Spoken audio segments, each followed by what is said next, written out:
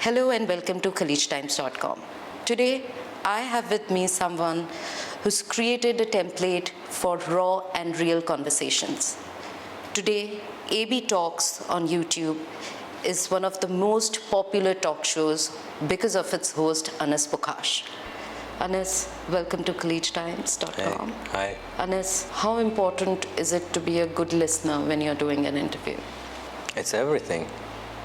If you're an interviewer, to listen with intent, I think it's everything. I like this ratio that you have 2 ears and 1 mouth. If you can listen twice as much as you speak, you're already on the right track. I think it's really important if you want to be a good interviewer, because you might fall on something that you didn't prepare for, and they said something really interesting, and you can build on that and follow up. But if you're only thinking of the questions that you've been memorizing, you're not listening properly, and 2, you're ignoring all the body language and signs that this person is giving you. A certain kind of interview also demands a deep weight between the interviewer and the interviewee, something which is a political interview, for example. At which point should an interviewer intervene when the subject is saying something which is very not controversial but debatable? ABtalks is simply a human show.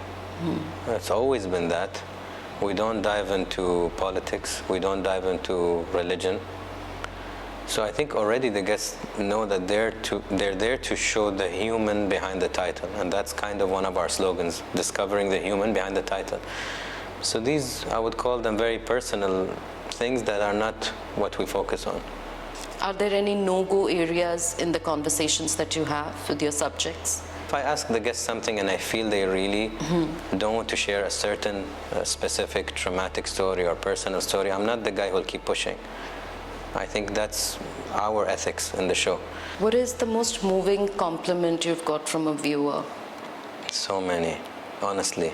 Like, we get letters, we get long emails, we get long comments. A lot of the moving ones are the ones that were in despair and then they found hope. Or somebody who was suicidal and suddenly realized, no, I should be alive and there is hope.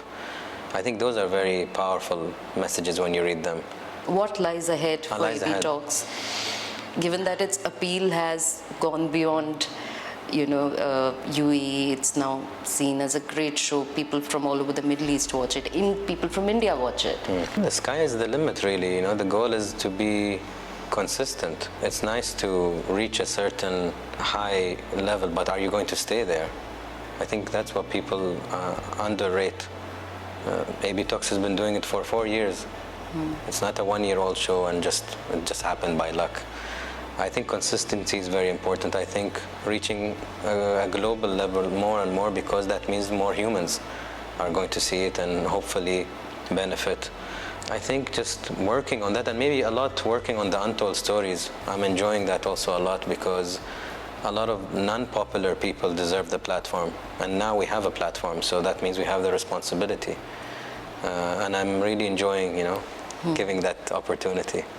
Thank you so much, Anas. Thank you.